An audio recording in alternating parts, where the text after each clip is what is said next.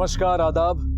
Crime petrol the burning cases श्रृंखला के आज के एपिसोड में आप सबका स्वागत है।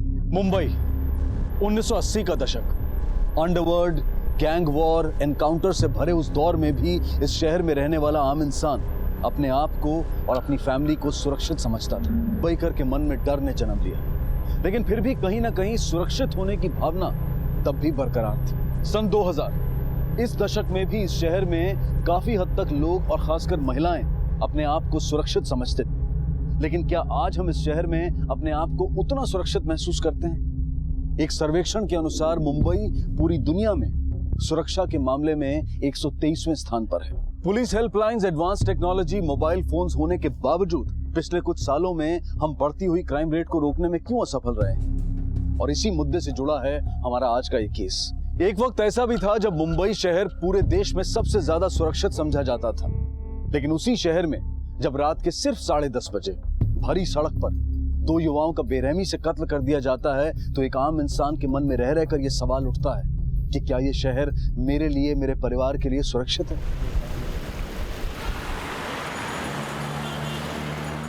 Okay, let's cheer for Kevin.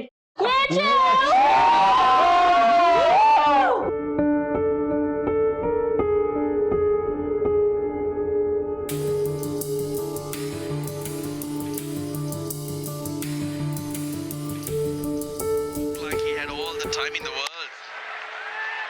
What a shot! What a shot! 132. क्या सिक्स मारा है? ए लिली, मैं बोला था ना तेरे को कि धोनी खेलेगा तो मैच अपन ही जीतेगा। वो सब ठीक है डेविड, लेकिन इंडिया जीतेगा तो भी तुमको एक और ड्रिंक नहीं मिलेगा। Do you understand? That's a boundary. This is celebration time.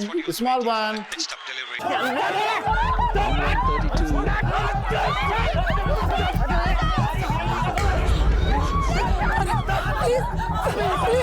Please उसकी हेल्प करो।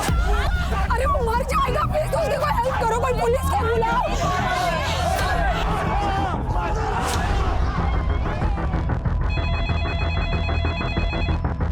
हेलो सर, ये ओशियोरा के रेस्टोरेंट बार के वहाँ पे झगड़ा हो रहा है सर। चाकू मार दिया सर इसको। क्या?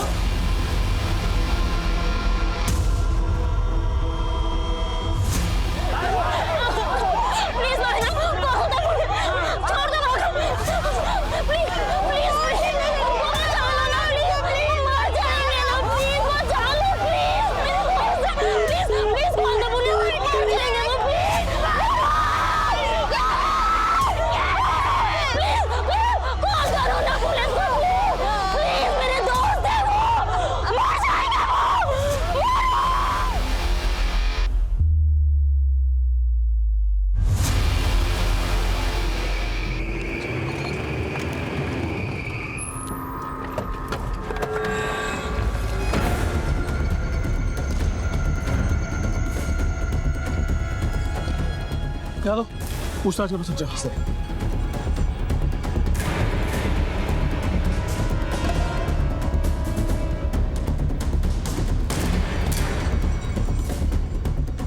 जादव सर, कुछ बताया क्या इन लोगों ने? नहीं सर, कुछ मालूम नहीं। ये पूरा फुटपाथ सील करो और फोटोग्राफर और पंचनामा टीम को बुलाओ। सर, कांस्टेबल्स को बोलो कि ये सीसीटीवी फुटेज भी चेक करें। Yes sir.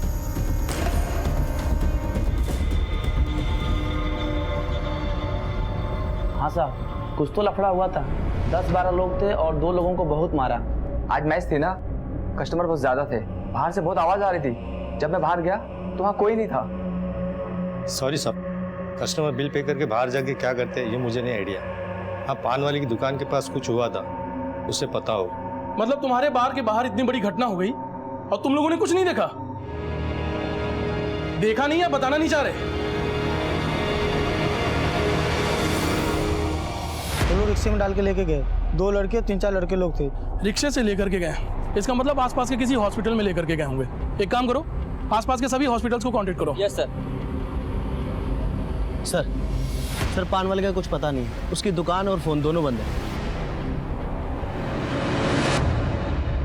हेलो, हाँ बल्लू। अरे यार, एक बहुत बड़ी गड़बड़ हो गई यार। अरे वरुण, अच्छा सुन एक बार। वरुण, हाँ क्या बोला डॉक्टर से? एक मिनट। हाँ अरे अंकल, वरुण, केविन कहाँ है?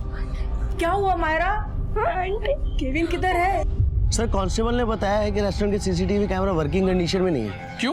कोई टेक्निकल इशू है सर। लेकिन एक बात है सर, जब ये कांड हुआ तो बहुत से लोग यहाँ थे, लेकिन किसी को भी जानकारी नहीं है। जानकारी है नहीं वो, या वो लोग देना नहीं चाह रहे। हेलो वरुण, तुम लोग तो पार्टी करने गया था, क्या हुआ? डॉक्टर साहब, दोनों बच्चे लोग ठीक तो है ना? देखिए, हमने बहुत कोशिश की। रोहन चौहान अभी तक आईसीयू में है, but I am sorry. Kevin D'Souza काफी जख्मी था, हमने उसे बचाने की बहुत कोशिश की, लेकिन बड़े अफसोस के साथ कहना पड़ रहा है कि हम उसे बचा नहीं पाए।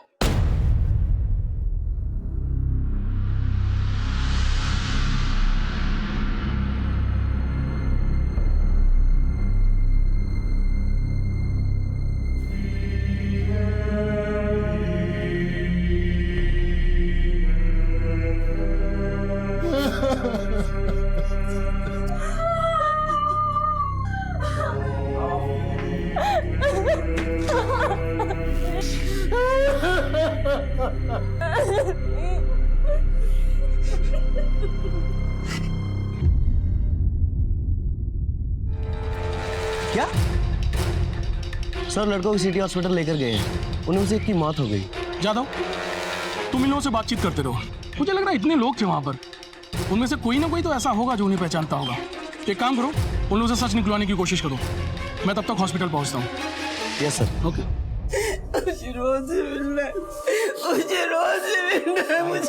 मम्मी आप प्लीज शांत हो जाइए। अभी सर्जरी शुरू हुई है, डॉक्टर ने बोला है रोहन को कुछ नहीं होगा। क्यों मारा रोहन को? कौन थे वो लोग? ऐसे कैसे हुआ? बहुत गड़बड़ हो गई पापा, बहुत सारे लोग थे। आप बस मम्मी का ख्याल रखो, बताता हूँ ना आपको सब बात है। एक्सक्यूज मी, आप लोगों में से क्राइम सीन पे कौन कौन मौजूद था? सर मैं, ईशा और मायरा। आपसे कुछ बात करनी है।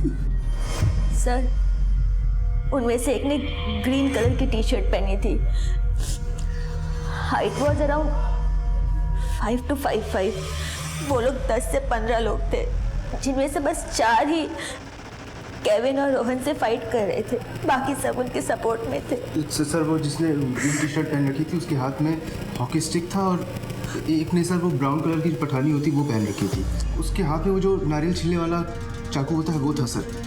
बाकियों के हाथ में चॉपर और क्रिकेट स्टंप्स थे सर। हम जोर जोर से चिल्ला रहे थे पर कोई मदद के लिए नहीं आया। I was continuously trying police helpline 100, but the line was busy. Sir 2 दिन बाद केविन की दुबई के लिए फ्लाइट थी, उसकी नई जॉब लगी थी वहाँ। उसको फेयरवेल देने के लिए इकट्ठा हुए थे सर हम लोग। And sir, it all started जब उन लोग ने मायरा को गंदी तरह छुआ था और गंदे कमेंट्स पास किए। सर उसमें से एक को मैंने ग्लास फेंक के मारा था, उसके सर पे काफी चोट भी आई थी। हाँ बोलो जादव। सर रेस्टोरेंट के वेटर से पता चला है कि हमलावर इसी आसपास के एरिया के हैं। एरिया में कई बार देखा गया उन्हें। हमें भी यहाँ से कुछ इन्फॉर्मेशन मिली उनके बारे में, और जिस तरीके का हुलिया बताया जा रहा है उन लोगों का पास के सिद्धार्थ नगर बस्ती से होने के चांसेस ज्यादा है। जादव तुम एक काम करो, एक टीम को लेकर के उस बस्ती में जाओ। उनके कहीं भाग जाने से पहले हमें उन तक पहुंचना होगा। एक बात और जादव, उनमें से एक के माथे पर ग्लास से मारा गया है, तो एरिया के सभी डॉक्टर्स को कांटेक्ट करो। अगर चोट लगी है तो ट्रीटमेंट कहीं ना कहीं तो करवाई होगी। जो भी डाउटफुल लगे उन सबको अरेस्ट करो।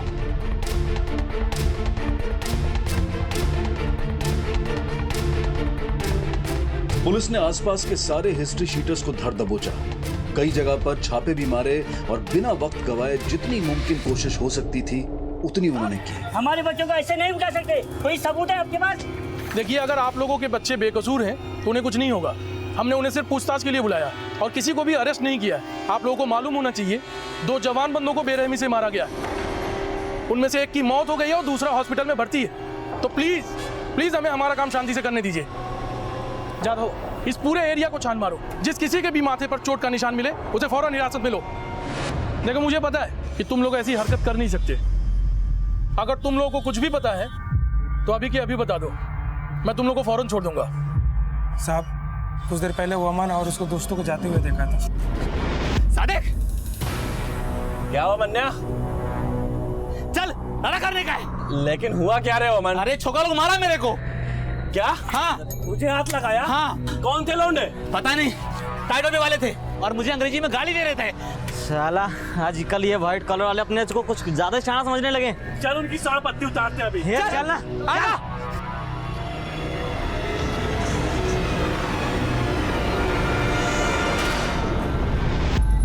ये वमन इस एरिया में रहता है? हाँ साहब, वो यहाँ पे एक सैलून में काम करता है। और उसके दोस्त? सर सादिक भंगार का काम करता है और नामदेव झाड़ू लगाने का काम करता है। तो वमन किधर रहता है वो? सर यही 5 नंबर गली में।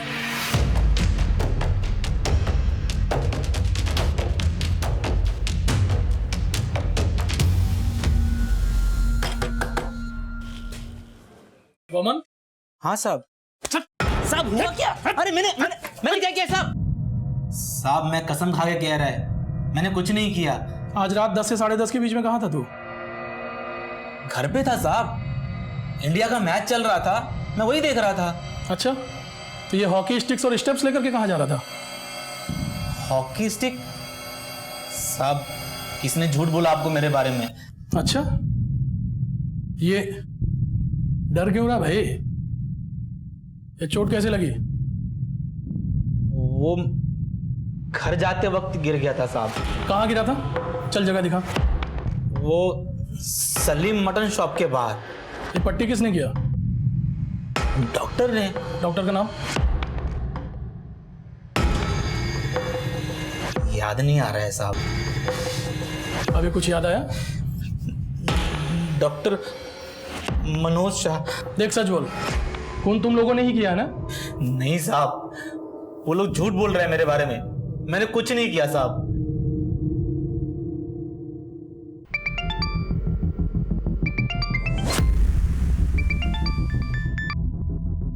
हेलो डॉक्टर साहब, आज रात 10 से 11 के बीच में कोई ऐसा पेशेंट आया था जिसके सर पे चोट लगी हो?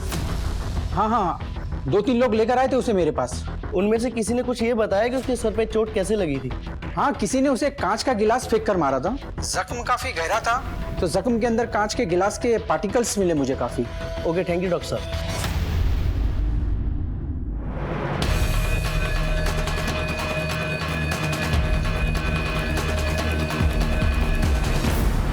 लेकिन अशोक दुबे नाम का उनका साथी फरार होने में कामयाब हो चुका था। अब सवाल यह था कि आखिर उस रात उस रेस्टोरेंट के बाहर ऐसा क्या हुआ था कि जिसमें 23 साल के केविन डिसूजा को अपनी जान गंवानी पड़ी और 29 साल का रोहन चौहान हॉस्पिटल में जिंदगी और मौत के बीच जूझ रहा था। पहल के रहते इतने संगीन जुर्म की वारदात हुई। मौका वारदात पर कई लोग मौजूद थे, पर किसी ने भी पुलिस की मदद नहीं की और गवाही देने के लिए भी आगे नहीं आए। दूसरे दिन पुलिस ने इन 3 आरोपियों को अदालत के सामने पेश किया और केस को पुख्ता बनाने के लिए 14 दिन की पुलिस कस्टडी की मांग की, जो कि अदालत ने मंजूर कर दी। इसी बीच एक ऐसी घटना घटी जिससे इस केस ने एक नया मोड़ ले लिया। केस के इन्वेस्टिगेटिंग ऑफिसर ने इस केस को स्ट्रांग बनाने के लिए रोहन का स्टेटमेंट लेने की कोशिश की। रोहन उस वक्त भी क्रिटिकल कंडीशन में था। इंक्वायरी के 2 दिन बाद ही रोहन की इंटरनल ब्लीडिंग बढ़ने के कारण उसकी मौत हो गई। इस बात से लोगों में गुस्से की एक लहर उठी और उस इलाके में निकले कैंडल मार्च में आम लोग भारी संख्या में शामिल हुए। केस की इन्वेस्टिगेशन बड़ी ही धीमी गति से चल रही थी। लगभग 15 दिनों के बाद भी पुलिस के हाथ कोई पुख्ता सबूत नहीं लग पाया। केविन के पिता डेविड डिसूजा ने यह देखकर स्टेट मिनिस्टर से मिलकर अपनी कुछ मांगे उनके सामने रखी। पहली मांग थी कि यह केस फास्ट ट्रैक कोर्ट में चलाया जाए। दूसरी मांग थी कि कई मुश्किल केस सॉल्व करने वाले सीनियर पुलिस इंस्पेक्टर देवलेकर को इस केस की इन्वेस्टिगेशन के लिए अपॉइंट किया जाए। और तीसरी मांग थी कि पब्लिक प्रोसिक्यूटर उद्धव निमकर को ये केस लड़ने की जिम्मेदारी सौंपी जाए। आदरणीय होम मिनिस्टर साहब ने केविन के पिता की ये तीनों मांगे मंजूर की।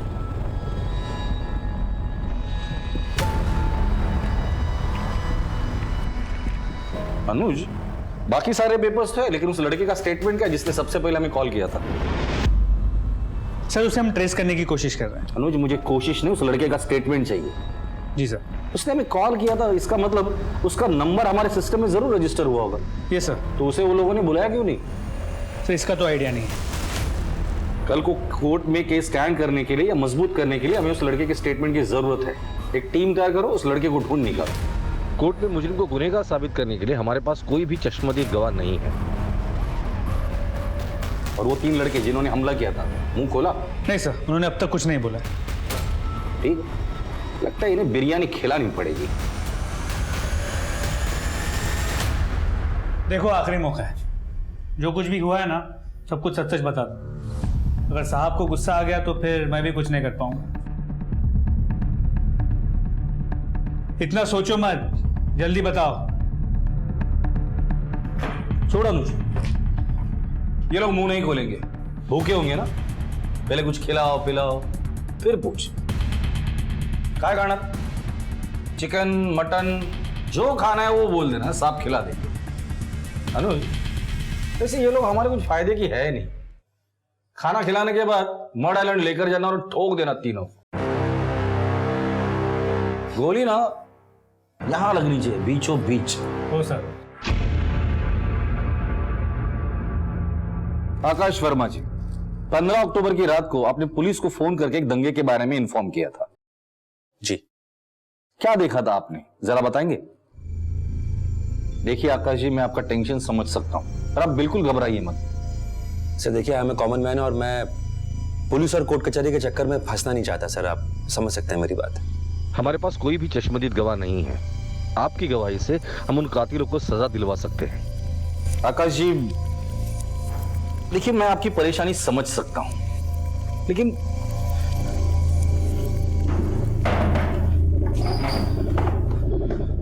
आकाश जी, अगर आप जैसे पढ़े लिखे लोग ये सब बातें सोचते बैठेंगे तो और लोगों से हम क्या उम्मीद रखेंगे? जरा सोचिए, 2 मासूम लोगों की जान गई है। आपको नहीं लगता कि उन्हें न्याय मिलना चाहिए, उन दरिंदों को सजा मिलनी चाहिए?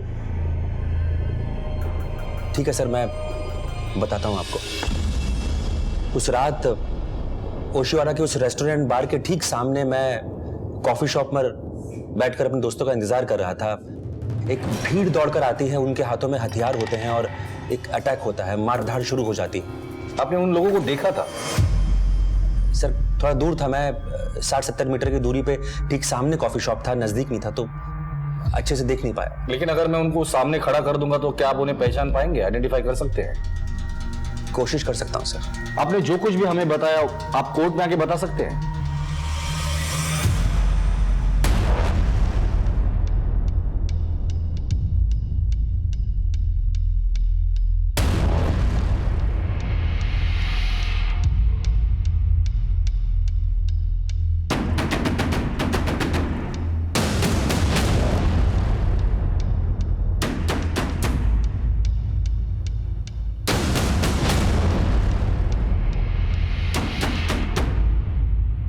पुलिस ने इस केस की छानबीन में कोई कमी नहीं छोड़ी थी, लेकिन अदालत में केस को और पुख्ता बनाने के लिए ठोस सबूतों और आई विटनेसेस की जरूरत थी। वैसे तो वो बहुत सारे थे, लेकिन कोई भी सामने आकर पुलिस का साथ देने के लिए तैयार नहीं था, और इसी वजह से पुलिस की तरफ से चार्जशीट फाइल होकर भी इस केस को अदालत तक पहुंचने में 1 साल लग गया।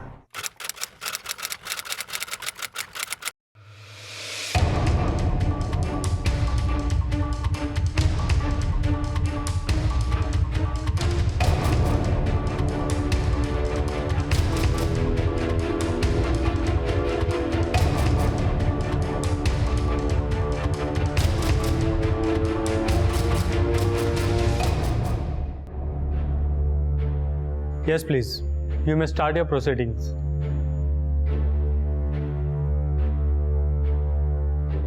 Your Honor, myself, Advocate Uddhav Nimkar, I am handling this case in capacity of public prosecutor.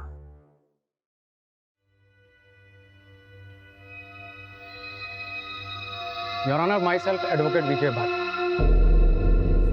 Advocate Hamid Ansari, Advocate Jasmine Dawawala, and Advocate Hiten Patel will argue for defense. What? Are you serious, sir? Yes, Mr. D'Souza. ये चारों वकील इतने महंगे हैं, meeting का लाखों रुपए लेते हैं। लेकिन ये जो किलर्स हैं, ये चारों तो आम फैमिली का छोकरा लोग हैं। जानता हूँ मैं, कोई सलून में काम करने वाला, झाड़ू लगाने वाले का बेटा, ये सारे इतने महंगे वकील कैसे अफोर्ड कर सकते हैं? I really can't understand this. मैं समझाता हूँ। ये सारे एक अंडरवर्ल्ड गैंग के लिए काम करते हैं, उनके केसेस लड़ते हैं। जरूर इन चारों लड़कों का कोई ना कोई अंडरवर्ल्ड कनेक्शन होगा, लेकिन ये बात पुलिस ने चार्जशीट में मेंशन नहीं की। मिस्टर डिसूजा, आपको क्या लगता है कि इतनी बड़ी और इंपॉर्टेंट इंफॉर्मेशन हमारी नजर से छूट जाएगी? लेकिन सर ये बात आप चार्जशीट में मेंशन किया ही नहीं है। इसलिए मेंशन नहीं किया क्योंकि तभी इन चारों का किसी भी गैंग के साथ कोई कनेक्शन था ही नहीं। अब हो गया है। अब हो गया मतलब? जब इन चारों को मर्डर केस में जुडिशियल कस्टडी हुई थी तब वहां उनका स्वागत हुआ था। जेल में बैठे बड़े बड़े गैंगस्टर लोगों को ऐसे लड़कों की जरूरत होती है और ऐसे एक गैंग ने इन चारों को अपने गैंग में शामिल कर लिया और उसी गैंग के वकील इन चारों का केस लड़ रहे हैं। They hire people in jail also. Mister D'Souza कड़वा है पर सच है। योर ऑनर, मेरे क्लाइंट मिस्टर वामन कोहली और उनके तीनों दोस्त उस रात किसी पार्टी से घर लौट रहे थे। ये लोग थोड़े अल्कोहल के नशे में भी थे। विक्टिम केविन डिसूजा और रोहन चौहान जब इन्हें मिले तो उन लोगों ने भी शराब पी रखी थी। केविन और रोहन ने शराब के नशे में इन लोगों से झगड़ा शुरू किया और तो और इन पर जानलेवा हमला भी किया। फिर अपने बचाव में इन लोगों ने भी काउंटर अटैक किया जिसमें केविन डिसूजा और रोहन चौहान जख्मी हुए और उन्हें अस्पताल में भर्ती कराया जहां उनकी मौत हो गई। मतलब इनके बीच जो कुछ भी हुआ वो कोई सोची समझी साजिश नहीं बल्कि एक अनफॉर्चुनेट एक्सीडेंट था जो सिर्फ शराब के नशे की वजह से हुआ, जिसे मेरे काबिल दोस्त पब्लिक प्रोसिक्यूटर साहब और पुलिस मिलकर एक प्री प्लान्ड मर्डर का रूप दे रहे हैं। I object your honour. Your honour, Vaman Kohli, Sadiq Shaikh और नामदेव मुरकुटे, इन तीनों को जब पुलिस ने अरेस्ट किया तब उनके मेडिकल टेस्ट की थी। उस टेस्ट की रिपोर्ट अदालत में मैं पहले पेश कर चुका हूं। उन रिपोर्ट के अनुसार नामदेव मुरकुटे और सादिक शेख, इनके बॉडी में जो अल्कोहल की मात्रा पाई गई है वो इतनी कम है जितनी कि किसी दवाई में होती है। वामन कोहली की बॉडी से अल्कोहल ट्रेस हुआ ही नहीं। इसका ये साफ साफ मतलब है कि जब यह हादसा हुआ तब ये लोग शराब के नशे में धुत नहीं थे, बिल्कुल होश में थे। Now let's come to the important point in this case, that is the intention of crime. वो ये है कि वामन और अशोक ने विक्टिम केविन और रोहन की फ्रेंड मायरा और ईशा, इनको मोलेस्ट करने की कोशिश की। इसी की वजह से झगड़ा शुरू हुआ था। I object your honour. Molestation की ये कहानी सरासर झूठी है क्योंकि पुलिस इन्वेस्टिगेशन में या फिर एफआईआर में भी इस बात की पुष्टि के लिए कोई सबूत मौजूद है ही नहीं। ये सिर्फ प्रोसिक्यूशन और पुलिस की एक मनगढ़ंत कहानी है। वहां मॉलेस्टेशन जैसी कोई बात हो ही नहीं थी। दरअसल केविन और रोहन की महिला दोस्तों ने मेरे क्लाइंट वामन और उनके दोस्तों पर लोअर इकोनॉमी क्लास होने पर गंदे कमेंट्स पास किए थे जो इस झगड़े की अहम वजह थी। मिस मायरा अल्मेडा, 15 अक्टूबर की रात को जब यह हादसा हुआ तब आप ओशिवरा के रेस्टोरेंट एंड बार में मौजूद थी? जी हाँ। अब कोर्ट को यह बताइए कि उस रात एग्जैक्टली क्या हुआ था? उस रात हम सब वहाँ केविन का न्यू जॉब सेलिब्रेट करने गए थे।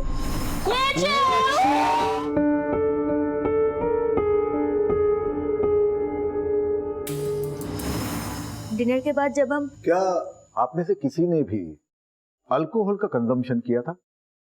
Yes but not much. Bill pay करने के बाद जब हम वहां से निकल रहे थे तो मैं और ईशा लेडीज वॉशरूम गए। वॉशरूम बंद था तो हम दोनों बाहर वेट कर रहे थे।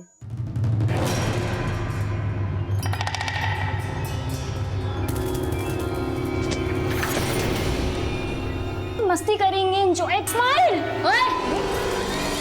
हमारी हिम्मत कैसे हुई छूने की? ओहो, बस छुआ ही तो है, करंट लगा क्या?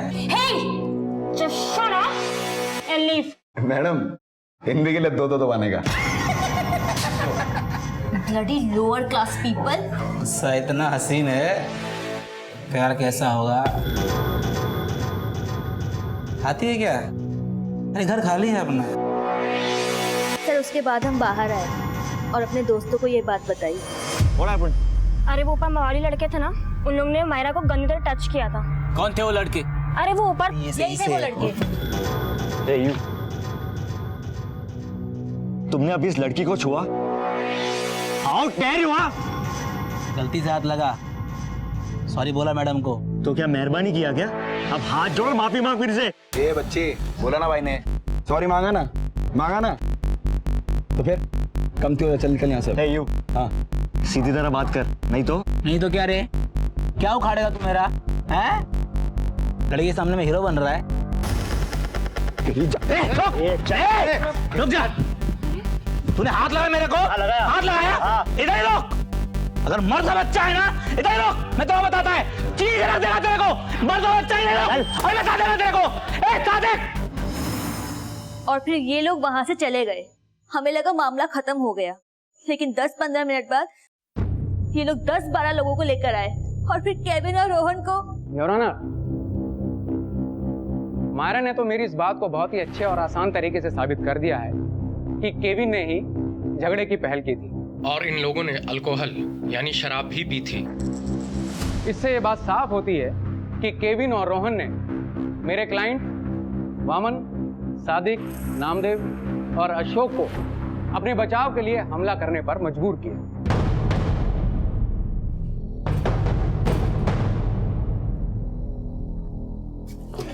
सर, रेस्टोरेंट के बाहर पान की दुकान चलाने वाले रघुवीर ठाकुर की इंफॉर्मेशन मिली है। 3 दिन पहले उसका फोन स्विच ऑन हुआ था। ग्रेट। लोकेशन? इलाहाबाद। ये रघुवीर भी इस केस में आई विटनेस है। इलाहाबाद पुलिस को इन्फॉर्म करो और उसे तुरंत मुंबई भेजने के लिए कहो। सर। वामन कोहली, 15 अक्टूबर की रात को तुम रेस्टोरेंट का वॉशरूम यूज करने गए थे? हाँ जी। कौन था तुम्हारे साथ में? मेरा दोस्त अशोक दुबे। वामन कोहली के साथ में इनका दोस्त अशोक दुबे भी था। इन 2 लड़कियों को पहचानते? जी। कैसे? ये भी उस रात वहां पर थी। वहां पर? मतलब? रेस्टोरेंट के अंदर, वॉशरूम के बाहर। जहां पर तुमने उनको छेड़ा, उनको छुआ, करेक्ट? नहीं, ये गलत है। सही गलत क्या है उसका फैसला अदालत करेगी। तुम सिर्फ उस रात को जो कुछ भी हुआ है वो सच सच बता दो। उस रात हम पेशाब करने के लिए रेस्टोरेंट के अंदर गए।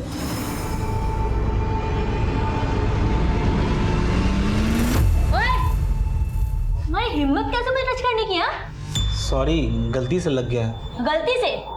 मैं बहुत अच्छी तरह से जानती हूँ तुम जैसे मवालियों को, समझे? अरे मैडम बोला ना उन्होंने सॉरी। Let's go Myra. वैसे भी इनके कपड़ों से इनका क्लास पता चलता है। Let's go. Bloody lower class people. Your honour, please note this point. Miss Myra और ईशा ने मेरे क्लाइंट और उनके दोस्त को लोअर इकोनॉमी क्लास होने के लिए कमेंट पास किया था। ऐसा इनका कहना है योर ऑनर, जरूरी नहीं कि यही सच हो। Your honour, in that case मुझे मिस मायरा को क्रॉस एग्जामिन करने की इजाजत दी जाए। मिस मायरा अल्मेडा को विटनेस बॉक्स में बुलाया जाए। मिस मायरा, आप अक्सर अपने दोस्तों के साथ पार्टीज में जाती? जी हाँ। और वहां उनके साथ शराब भी पीती?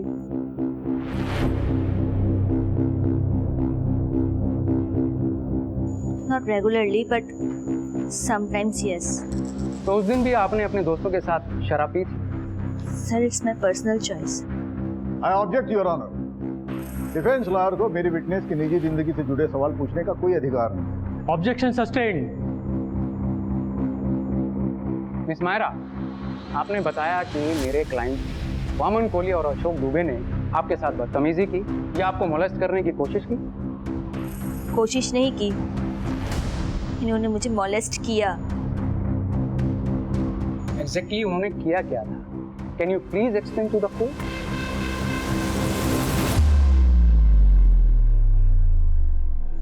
They touched me.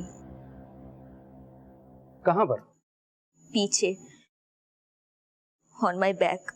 पीछे मतलब आपकी पीठ पे?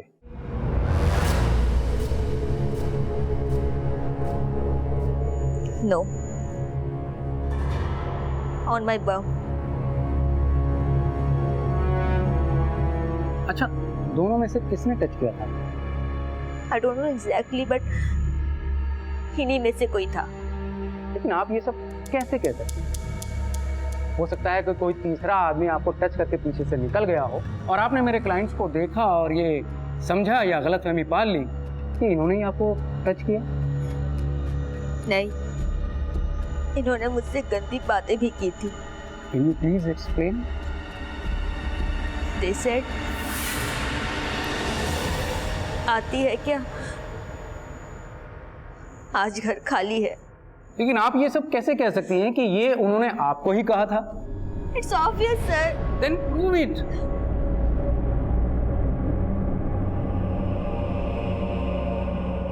Object your honour.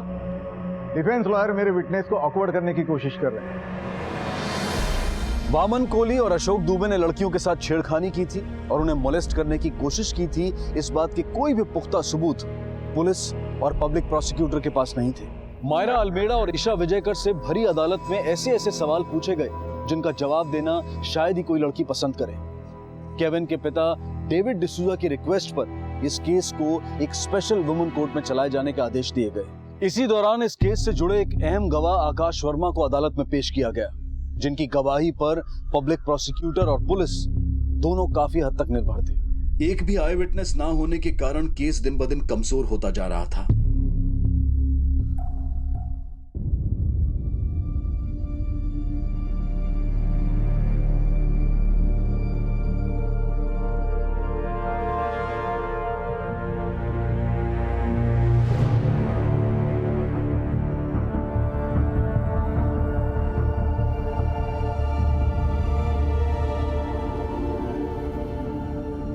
प्रोसीड।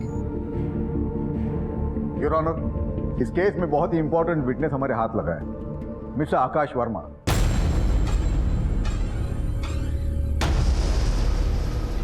मैं मिस्टर आकाश वर्मा को विटनेस बॉक्स में बुलाने की इजाजत चाहता हूं। इजाजत है। मिस्टर आकाश वर्मा, क्या आप ही ने पुलिस को फोन किया था? जी, मैंने फोन किया था पुलिस को। उस रात आप मौका वारदात पर मौजूद थे? बिल्कुल, मैं वहां मौजूद था। I object your honour.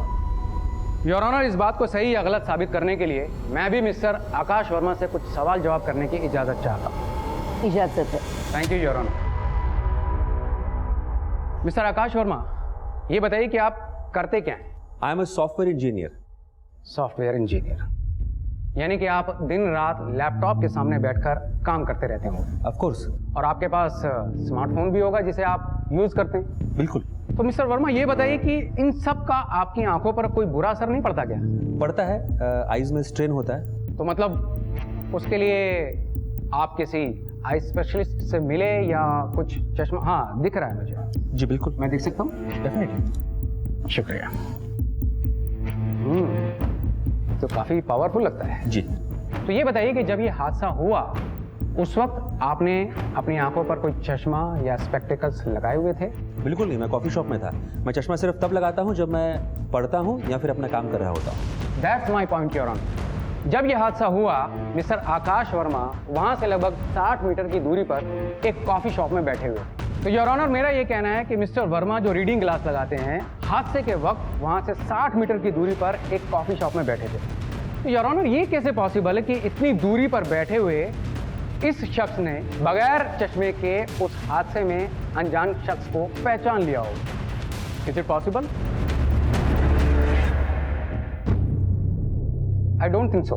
वकील साहब, मेरी आईसाइट वीक है, मैं रीडिंग ग्लासेस लगाता हूँ। इसका मतलब ये नहीं कि मैं सामने देख नहीं पाता या कुछ दूरी पे मुझे ये नहीं पता कि कितनी भीड़ है और कौन क्या कर रहा है। मैडम, मैंने उस हादसे को देखा, पुलिस को फोन किया और ये सुना भी मैंने कि वहाँ पे झगड़ा चल रहा है, कोई किसी को मार रहा है। मिस्टर वर्मा, जितनी पावर का आप चश्मा लगाते हैं उससे साबित होता है कि ये पॉसिबल ही नहीं है कि 60 मीटर की दूरी पर आप किसी दंगे में अनजान शख्स को पहचान लें। आप बिल्कुल गलत बोल रहे हैं। करेक्ट?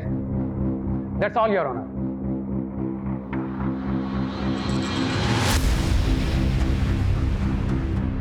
कत्ल के वक्त मौजूद गवाह एक के बाद एक कमजोर पड़ रहे थे। सेक्सुअल मॉलेस्टेशन और छेड़खानी की बात भी पुख्ता सबूत न होने की वजह से ठोस तरीके से साबित करना मुश्किल लग रहा था। इन परिस्थितियों से निराश होकर इस केस से जुड़ी मायरा अल्मेडा ने सोशल नेटवर्किंग प्लेटफॉर्म पर अपनी भावनाओं को व्यक्त किया और इस मामले की सच्चाई को लोगों तक पहुंचाने की कोशिश की और उनकी ये कोशिश काफी हद तक कामयाब भी हुई। समाज के लगभग सभी वर्गों की तरफ से केविन डिसूजा और रोहन चौहान को समर्थन जाहिर किया गया और इस समर्थन के अलावा इस डिजिटल मूवमेंट की वजह से इस केस में एक बेहद अहम मोड़ आया। रघुवीर ठाकुर, आप ओशिवरा के रेस्टोरेंट एंड बार के सामने आपकी पान की दुकान है? जी साहब। अब हमें बताइए कि 15 अक्टूबर 2011 की रात को आपकी दुकान के सामने कौन सा हादसा हुआ और उस हादसे में कौन कौन शामिल था? हाँ साहब, सब बताता हूँ साहब। सबसे पहले इन दोनों गुटों में झगड़ा शुरू हुआ। उसके बाद जिस लड़के का मर्डर हुआ था ना, वो लड़के ने जाके उसको एक लाफा मार दिया।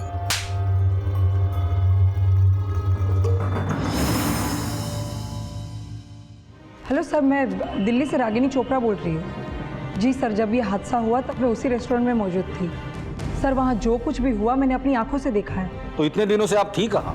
सर, उस वक्त मैं 1 हफ्ते के लिए कुछ काम से मुंबई आई हुई थी और तभी ये हादसा हुआ था। और अपना काम खत्म होने के बाद मैं अपने घर दिल्ली वापस चली आई।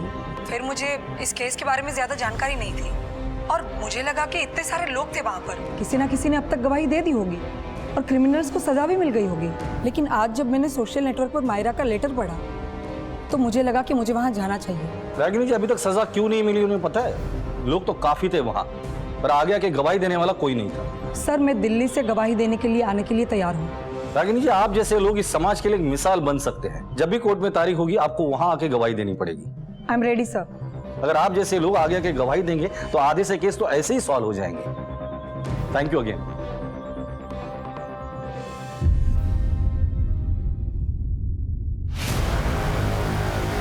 क्या आपको पूरा कॉन्फिडेंस है कि उस रात को केविन डिसूजा और रोहन चौहान पे हमला करने वाले ये 4 लड़के ही थे?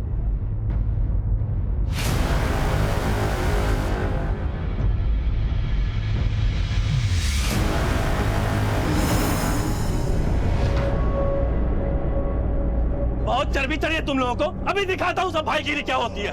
कौन सा? प्लीज छोड़ दो, प्लीज उनको बचाओ, मैं क्या कर रहा हूँ? प्लीज उसकी हेल्प करो।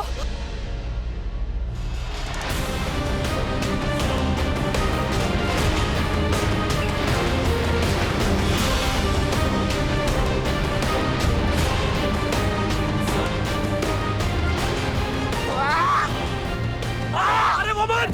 अरे क्या हुआ? अबे चल निकल वमन चल। जी sir, I am sure about my statement.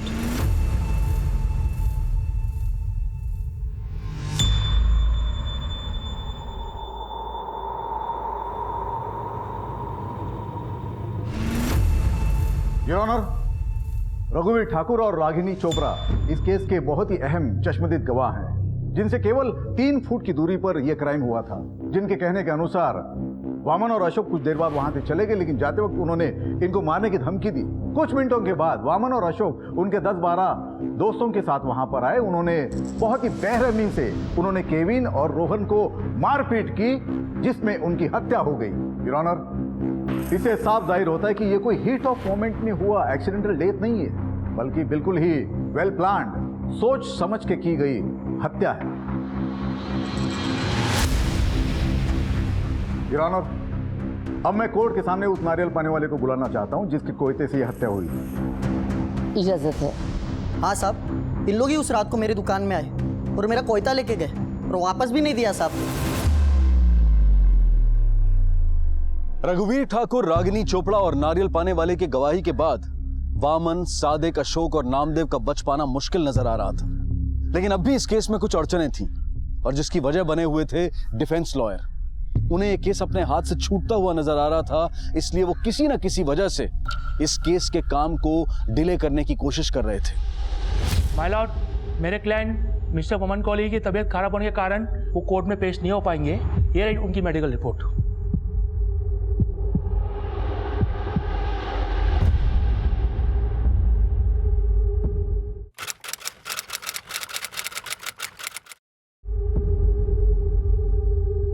Your honour, मैं तहे दिल से माफ़ी मांगते हुए ये कहना चाहता हूँ कि हमारे साथी वकील मिस्टर दवावाला अपने किसी निजी काम की वजह से आज कोर्ट में नहीं आ पाए।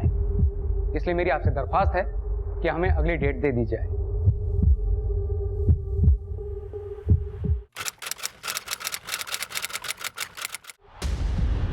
योर ऑनर, मेरे मुवक्किल सादिक शेख आज कोर्ट नहीं आ पाएंगे क्योंकि उनकी आंखों में इन्फेक्शन है। तो मैं आपसे अगली तारीख की रिक्वेस्ट करता हूँ। कोर्ट की कार्रवाई अगली तारीख तक मुलतवी की जाती है।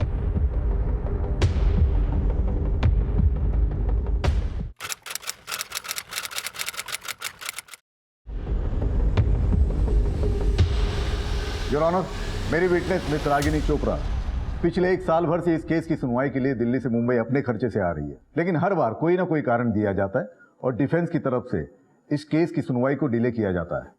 मेरी विटनेस मिस रागिनी चोपड़ा की कोर्ट से दरख्वास्त है कि उनके दिल्ली आने जाने का खर्चा डिफेंस की तरफ से किया जाए। ये उसके पेपर्स।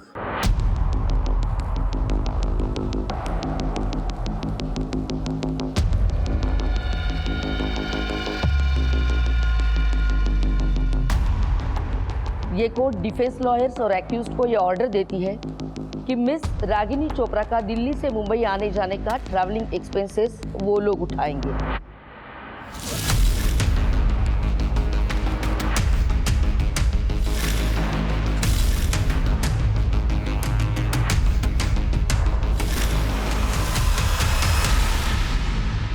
लेकिन जज साहिबा के सामने डिफेंस की ये डिले टैक्टिक्स ज्यादा दिनों तक काम नहीं कर पाई, लेकिन फिर भी इस केस को पूरा होने में और वर्डिक्ट आने में लगभग 5 साल लग गए।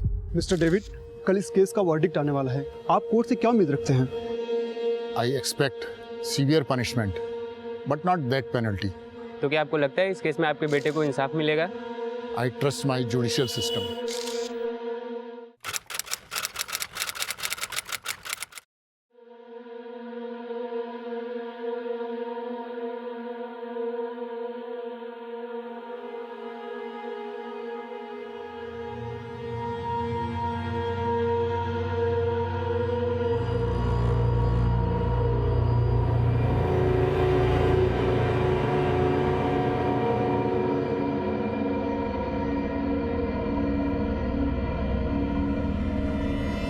सारे सबूतों और गवाहों को मद्देनजर रखते हुए ये अदालत इस नतीजे पर पहुंचती है कि आरोपी वामन कोली, सादिक शेख, नामदेव मुरकुटे और अशोक दुबे, इन्होंने केविन डिसूजा और रोहन चौहान की हत्या की है।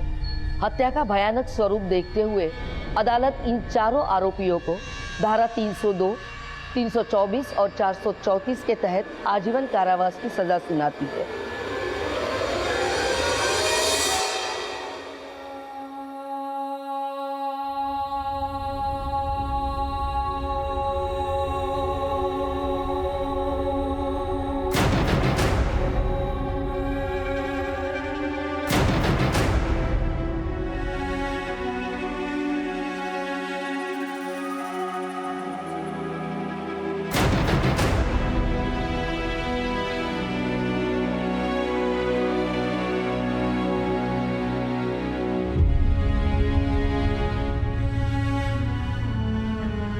रागिनी चोपड़ा ने कर दिखाया समाज को कि अगर एक आम इंसान चाहे तो वो बड़े से बड़े मामले में भी किस तरह का बदलाव ला सकता है। क्या हम फिर से आज वो 30 साल पहले वाली सुरक्षा की भावना इस शहर में रहने वाले हर इंसान के मन में जगा पाएंगे, जहां हर कोई, चाहे वो स्त्री हो या पुरुष, इस हवा में खुलकर चैन की सांस ले सके? या फिर वो भावना सिर्फ उन दिनों के किस्से कहानियों तक ही सीमित रहेगी? और सिर्फ मुंबई में ही क्यों, इस देश के हर शहर में इस भावना का निर्माण करना पॉसिबल है। लेकिन उसके लिए आम आदमी, पुलिस, कानून और प्रशासन को एक साथ मिलकर पहल करने की जरूरत है। सिर्फ सोशल मीडिया पर अपना गुस्सा जाहिर करके चुपचाप बैठने से कुछ नहीं होने वाला है। अगर अपने अपने शहर का हर व्यक्ति अपनी तरफ से कोशिश करे तो बदलाव लाना मुश्किल नहीं है। इसी विचार के साथ अब मैं अनूप सोनी आपसे विदा लेता हूं। फिर मुलाकात होगी अगले एपिसोड में एक और चौंका देने वाले केस के साथ। तब तक अपना और अपने परिवार का ख्याल रखें और देखते रहें क्राइम पेट्रोल डायल 100। सबक एक को सीख हम सबको।